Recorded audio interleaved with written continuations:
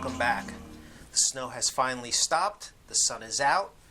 It was 50 degrees yesterday. No complaints about that. Just get all that snow out of here. Just let it melt away. I'm happy.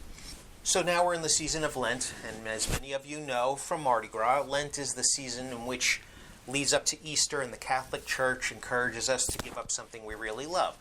So that's why we have Fat Tuesday or Mardi Gras, and I've been experimenting with this old liqueur called Dubonnet Rouge. And before Lent, I played with a cocktail called Cabaret. It's as close as I could get to something Mardi Gras themed.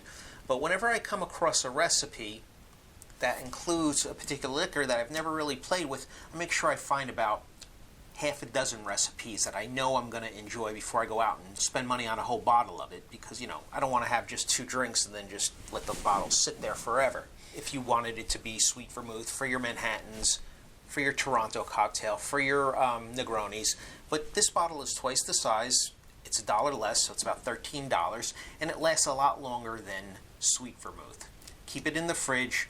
Of course, the flavor's a little bit different, but rather than buy a bottle of vermouth for $6 and then have to throw it away in a few weeks, I prefer to have something like this that will last a much longer time. This recipe originated in 1935 from Mr. Boston Cocktails, and they don't specify the whiskey. Today I'm going to be using one of my favorites, Michter's. I'm not going to use bourbon or rye. This is just, good old American whiskey. It's one of my favorites. It's not the cheapest stuff, but it's certainly not the most expensive, and that's why I love it. You could sip it straight, or you can mix it, and it makes a perfect cocktail every time. So the first thing I want to do is I want to get my mixing glass filled with ice all the way to the top. Don't worry, it's going to melt down. And we are going to start with a 1/4 ounce of Cointreau. Next, we have a 1/4 ounce of Dubonnet. Now this stuff is good. I could even drink this straight or on the rocks. I really like it. I'm glad I invested in a bottle of it. And of course, your whiskey.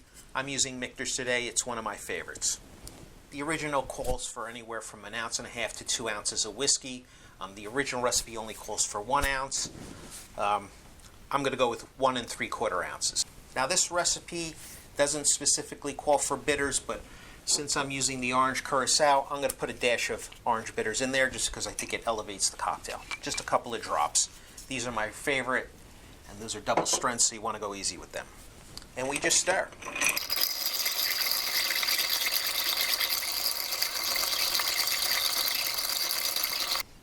It's pretty much chilled, and we get our cocktail glass out of the freezer.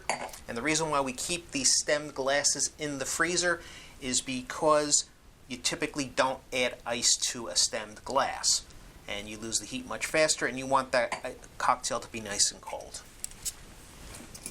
The other thing we're going to do is, it calls for Pernod or absinthe. You could either put it in by the dropper, because there's just a minute amount, or I like to put it in here, and I like to do a little bit of a rinse, so you still get the essence and the aroma of it, but the atomizer just brings out all the aromas. Strain into a cocktail coupe.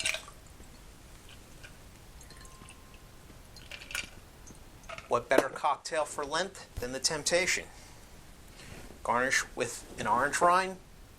The original says to garnish it with both lemon and orange. I don't see a need for both. Cheers. Here's to putting the winter behind us, all the snow, all the suffering, an end to this pandemic, hopefully. Let's just hope for warmer weather soon and just an overall better global mood. Cheers.